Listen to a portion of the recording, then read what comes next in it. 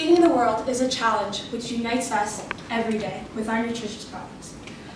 This is a value that Saputo has been founded upon since its initiation in 1954. We've also seen that we've been able to successfully adapt to any changes in every market in which we conduct our business.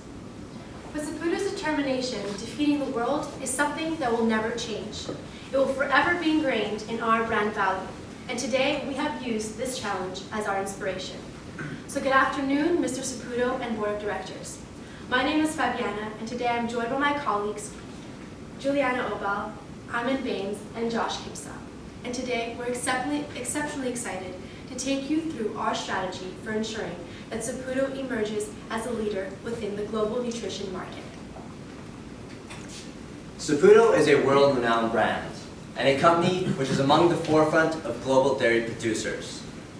Saputo has grown exceptionally quickly through efficient and strategic acquisitions while still maintaining a lean business model. However, we do see some risks upcoming in the future due to a decrease in milk consumption in some of our key product markets. However, we do believe, as you will see today, that Saputo is very well poised to move forward through innovation and new products. Looking at our current financial performance, we want to highlight both the growth rates of revenues and net income. Over the past 5 years, we've seen revenues increase by almost 6%, which is quite impressive. But more impressive than this is the nearly 15% increase year over year in our net income. Not only are we expanding our business, but we're becoming more profitable in doing it. However, when we look at the breakdown of our revenue distribution, we see that only 2.3% of our revenues are coming from non-dairy focus, So we see an opportunity here to grow our grocery business in order to position ourselves for a more sustainable financial growth in the future. And with this, we bring to you our vision for bringing Saputo into the future. By introducing the Way to Go, whey-based product line, Saputo will organically capture new markets in Canada, the US, and Brazil. These value-added products, developed from residual inputs, will increase Saputo's annual net income by $21.2 million to $26.7 million by 2020. This represents a 234.5% to 294.7% increase in the grocery segment's incremental income over 2013 figures. What this means is that by introducing the Way to Go product line, a product line that uses our residual inputs from our cheese production, Saputo will be able to increase its annual net income significantly in the grocery market and launch itself into the Canadian, US, and Brazil markets. When designing a strategy for Saputo, our team knew that we needed to maintain Saputo's core company values. So today, we'd like to present 5 of them to you. First is maintaining that entrepreneurial focus and always being innovative and trying new things. Second is cost leadership. Saputo does not want to engage in price wars and erode our margins. Third, we have a no-waste policy. Like I said, Saputo prides itself on its operational efficiency and maintaining a lean business structure. Fourth, we have local customization. Our products are tailored to their individual and specific markets. And last, we have risk-taking, which takes us back to that entrepreneurial focus and always pushing the boundaries and pushing the envelope to take it to the next level. So with these 5 core company values in mind, I'd like to take you through some of our strategic alternatives. So traditionally, Saputo has grown through 2 things. One being product innovation, and the second being distribution and operational efficiencies. Our recommendation today is to combine the 2 in a very unique and innovative hybrid strategy. So what does this hybrid strategy look like? Well, today we're very excited to present our new whey protein line, Way to Go, a way to a healthier life. Now, as Juliana mentioned, this is a very strategic move for Saputo because we are using, instead of actually selling the residual whey protein that we produce at a low cost to wholesalers, we're actually retaining that product and we're creating something of value, something that is actually going to allow us to achieve much higher margins and to compete within the global nutrition market. But this, and as you can see in our brand logo, we've represented every single one of our values. So we feel that this innovative product allows Saputo to be perfectly poised to enter the $400 billion global nutrition market. and this also represents further opportunities for us to grow. Now, what does this market look like? Well, it's mainly composed of 4 main customer segments. The first being the bodybuilders. These are your typical gym buffs who live and breathe anything nutrition. We also have the pro and amateur athletes who share similar nutrition requirements. Then we have your recreational users who try to maintain healthy lifestyles and do work out every so often. And then we have your lifestyle users. And these are the people that stay as far away from the gym as possible and just consume green products and think that that makes them healthy. This is kind of where I fit in. But we've actually created, our Way to Go product was created with a specific target in mind. So let's meet her. This is Amy. Now, Amy straddles the border between being a recreational user and a lifestyle user. In terms of her specific lifestyle, she is a young professional, and she does have a very fast-paced approach to life. Secondly, in terms of her desires with regards to consumption, she is looking for something that is great tasting, but something that is ultimately healthy and convenient, and also is able to balance indulgence in the mix. So what does Amy tell us? She has given us key insights for us to move forward. Firstly, she engages in healthy practices primarily through the act of consumption, not so much through exercise, which is a huge opportunity for Way to Go. Secondly, given the rise in health trends and given her need for convenience, she is willing to spend more for a product that offers health on the go. And furthermore, in the specific lifestyle market, they represent a growth of 5% annually, which is also huge potential. So now I'll introduce you to our 3 product lines that we'd like to introduce with our Way to Go brand. And each of these is very closely tied to our healthy indulgence, quick on-the-go convenient products. So first we have our Way to Go Whey Bites, which is a play on the traditional protein bar, which is the largest and most popular product in the nutrition market. So we've taken this and turned it into bite-sized bars. Secondly, we have our Way to Go Cakes, which is leveraging our existing experience in small cakes in the Vauchon brand. And thirdly, we have our Way to Go Whey Crisps, which is more of a savory snack and which will be perfectly tied with our existing cheese products. So each of these has a similar nutritional value in terms of 8 grams of protein for about 100 calories per snack. And we've selected 3 flavor categories for each of these specific products based on most popular consumer tastes. In terms of product packaging, we have an extremely innovative product here. So in order to match this, we need to have innovative packaging as well. The reason being is that we need to have shelf impact in order to trigger customer purchases. So our customers are making their purchase decisions in the store, at their grocery store. So in order to attract them to our product, we've picked a vibrant and very outstanding product packaging. Finally, we have our pricing strategy, which we've based on industry leaders in similar markets for each of our products. But what's most important to note here is that we'd like to price lower than our competitors, take advantage of the fact that we are having a lower cost of inputs as we produce our residual whey protein, at the same time maintaining handsome margins. When looking at where to distribute our products, we need to take into consideration that Saputo is a Canadian company, but we have a global focus and a global reach. So we need to target both of these markets. But for our initial pilot project, we do want to focus at home in Canada to get this on the roll. We want to roll out at the end of 2014 and into 2015, and focusing on the Quebec, Ontario, and BC markets. Not only do these provinces have the largest population, but they also have the best fit with our operations and our products. Quebec and Ontario are home to the most of our operations, and this is where we have the most visibility. Whereas in British Columbia, people in this province tend to have a more active lifestyle, and we feel they'd be more willing to embrace a healthy, high-protein treat as a snack. Once this is successful, we'd like to move into Saputo's second largest market, which is the United States. Currently, most of our operations are concentrated in Wisconsin and in California, so we'd like to set up our factories in these 2 states because this is where we already have an established distribution network, so we'd be able to leverage this to hit customers both on the West Coast as well as the East Coast to maximize our revenues. As mentioned, however, we do want to maintain that global focus. So the third part of our strategy is to move into a more developing market. And what we would like to do is to exploit our existing position in Argentina to target the Brazilian market. In doing so, we will set up our operations in Argentina and use these distribution networks, which already ship dairy products to Brazil, but use them more so to leverage our way-to-go products into Brazil.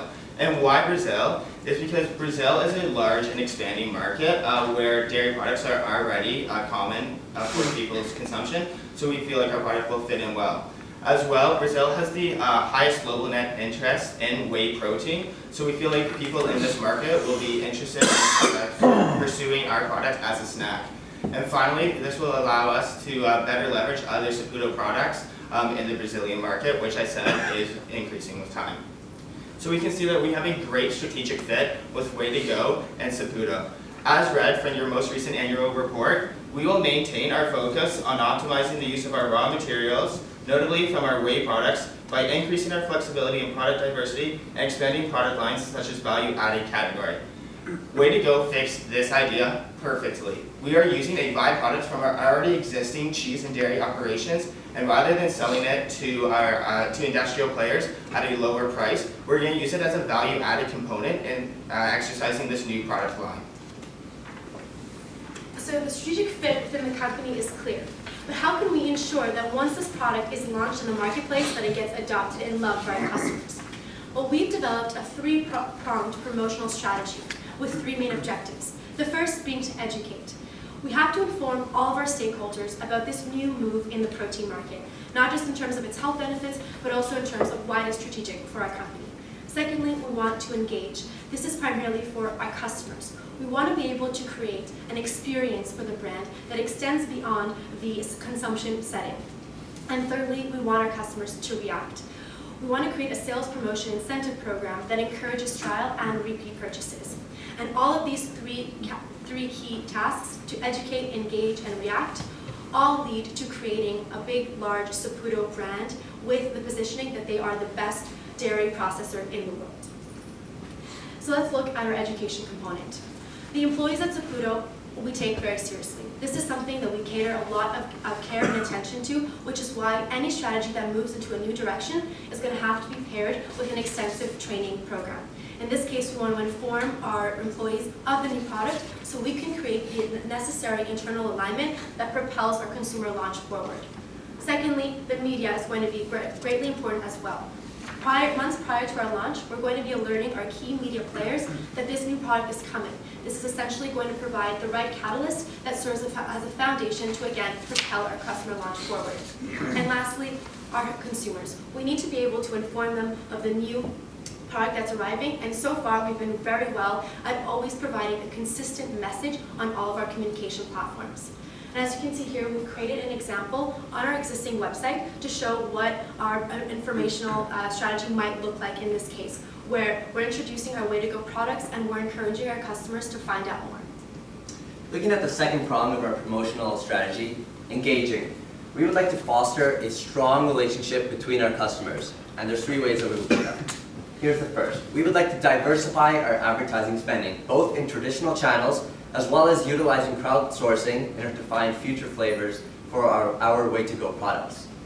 Our second focus will be with professional athletes. These are people who live an active lifestyle, and we would like to work with them to be our official spokespeople, both inside and outside of our advertisements. So right here in Montreal, we will be working with Montreal Impact player Marco Di Vaio in order to have him as a brand sponsor, and we will be similarly rolling out a process like this in Toronto and Vancouver. And third, we'd like to integrate Whey Bar right in the stadiums.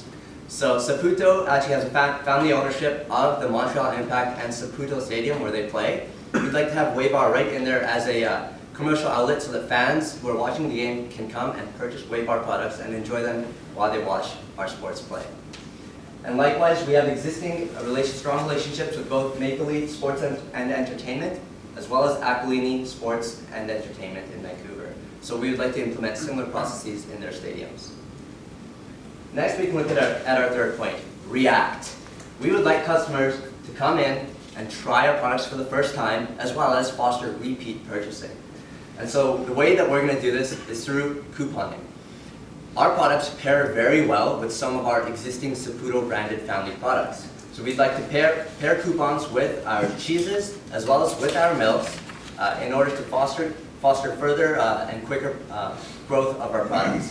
What all this means is that we will be increasing brand basket size while creating a strong brand and having a strong consumer base. So moving forward and judging the impact financially on our company, we did have to make a few assumptions. The first being in terms of our financing strategy. So we've selected to finance 30% through debt and 70% through equity. This is to take advantage of tax shields related to debt. And we've outlined in front of you our expenditure schedule over the next 4 years. Each of these will be repaid over 6 years, and it's important to note that we are making expenditures over time, so this will affect our discount rate. The discount rate that we've selected is the weighted average cost of capital, or WACC, and this incorporates a 6.5% cost of debt, as well as a 9.0% to 7.5% cost of equity. This cost of equity is varying over time because as our project matures and as we move forward with Way to Go, the risk to equity holders will decrease. And we've also used a 35% tax rate, as this is a very large corporation, and then all of this has led us to a 7.57% to 7.45% weighted average cost of capital. We've also made assumptions in terms of the cost of our inputs and our prices. So we've split this into our two general markets, the North American market as well as Brazil and Argentina. So in Canada and the US, we've assumed that they'll have similar selling prices as the markets are very similar. However, the US does have a different market structure in terms of costs of our input, dairy, so we've considered that these costs will be lower. Overall, we'll have a margin of about 100%, which is average for this industry. And we've assumed our prices as the following. So our whey cakes will be $2.50 per individual cake. Our whey crisps will be $2.99 per package of crackers. And our bites will be $2.50 per package of bites.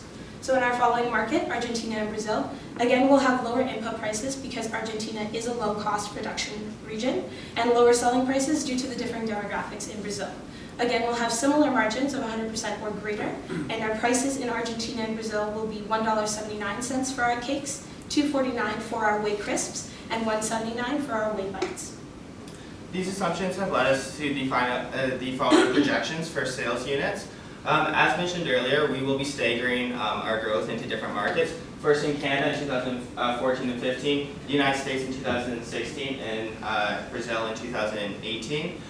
We expect in the first 2 years of operations in each of these markets, our sales growth will increase by approximately 30%. In the following 2 years, 20%, and we'll continue to have positive growth thereafter, though probably at a lower rate given the number of sales that we currently have.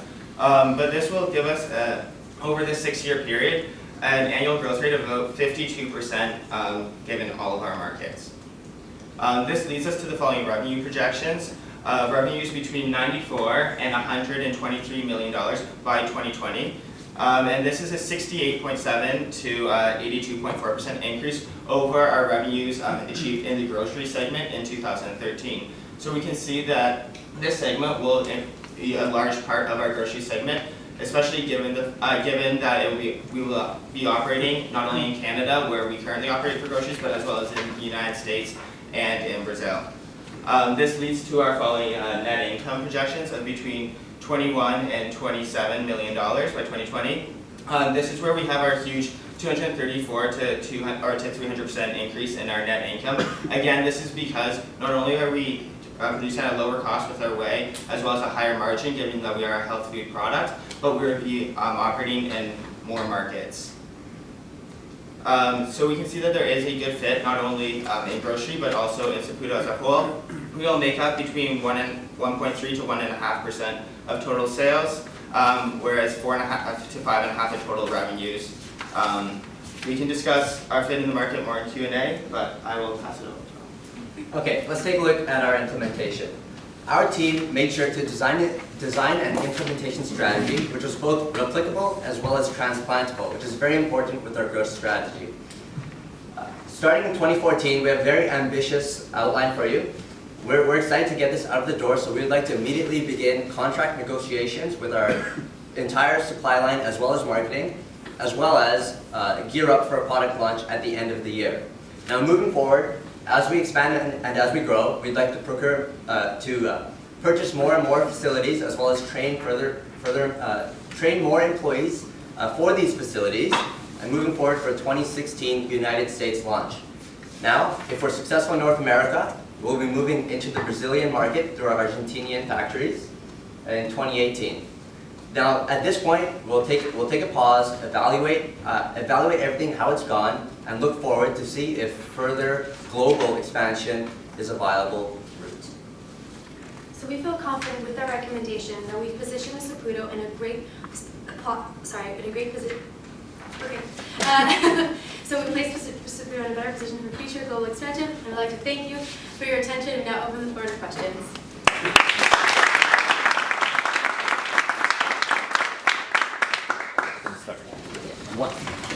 One question, and thank you for the presentation. One question for you is, I'd like you to go ahead and project your revenues. Slide of the projected revenues. Yeah.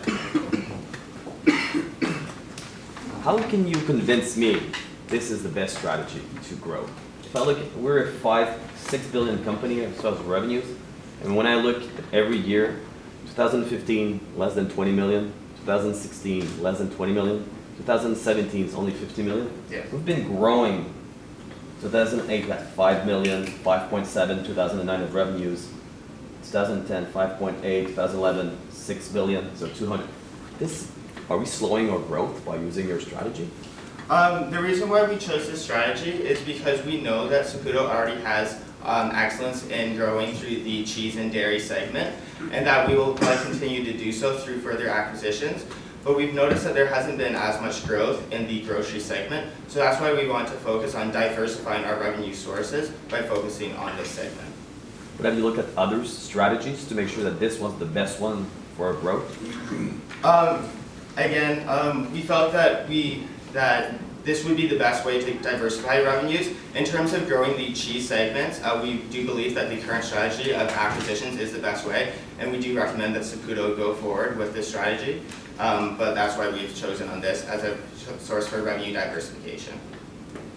So the base of your strategy is about the whey product that you want to bring into the market. And one of the things that you mentioned, you want to base that on the fact that you have a lot of residual whey that you produce. Basically, instead of selling it to wholesalers, you want to use it basically to build your own product, to develop your own product and sell it.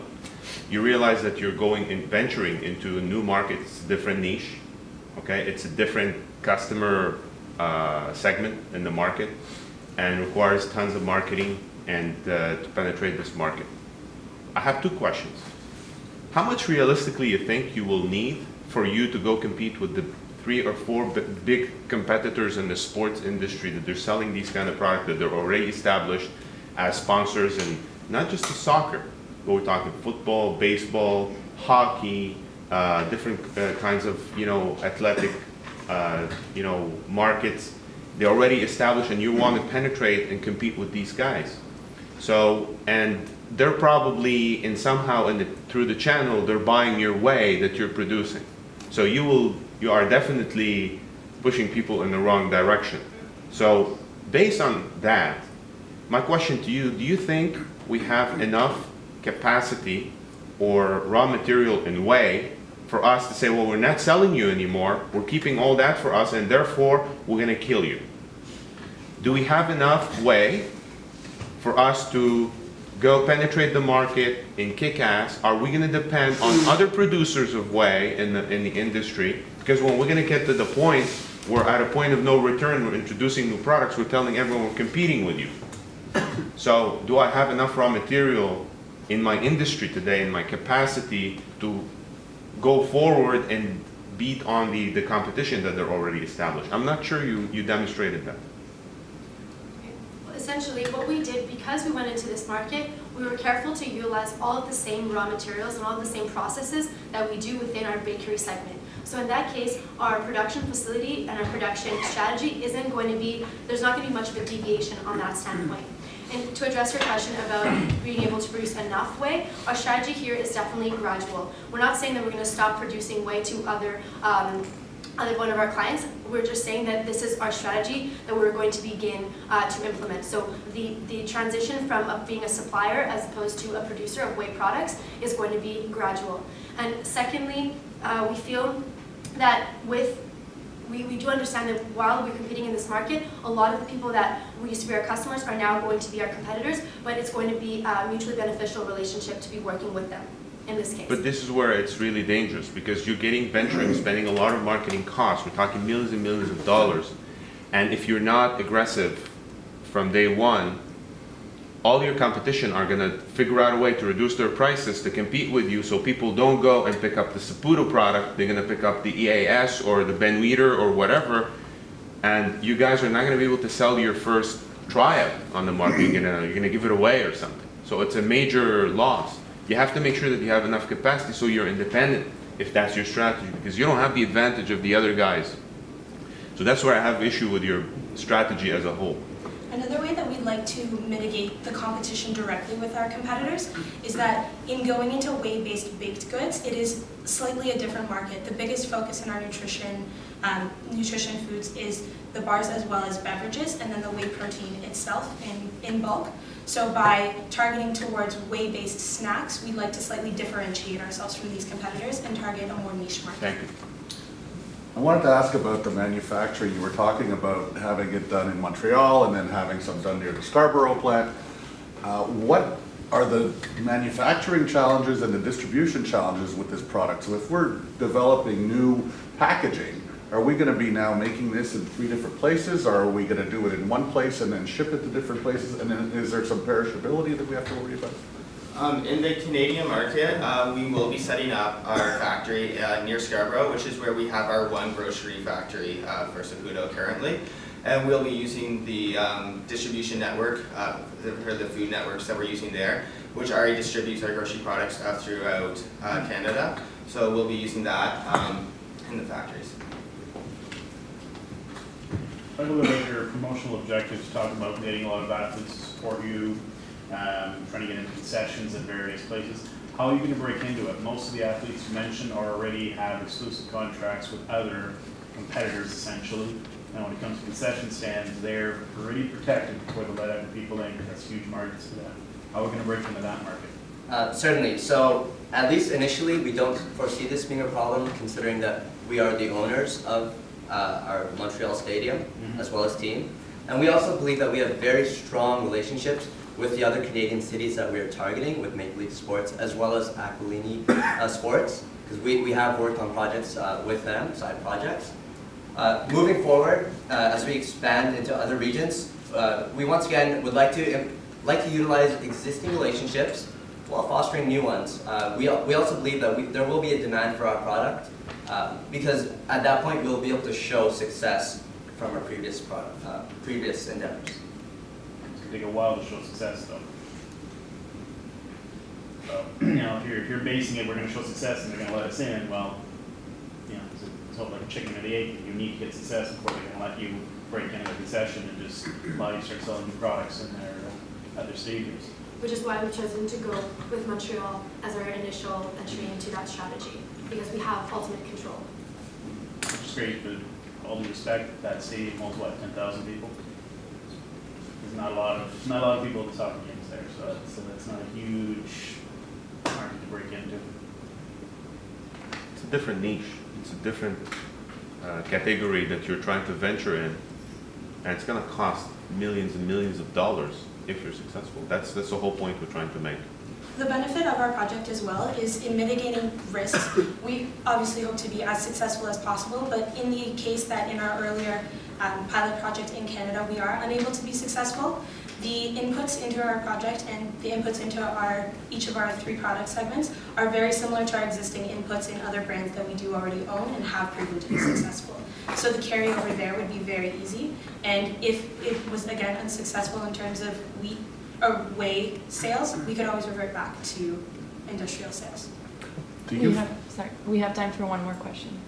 Do you feel that focusing your entire presentation on this grocery segment, which is admittedly such a small percent of the whole company, that you've missed an opportunity to wow us with something bigger and more big picture for the long term?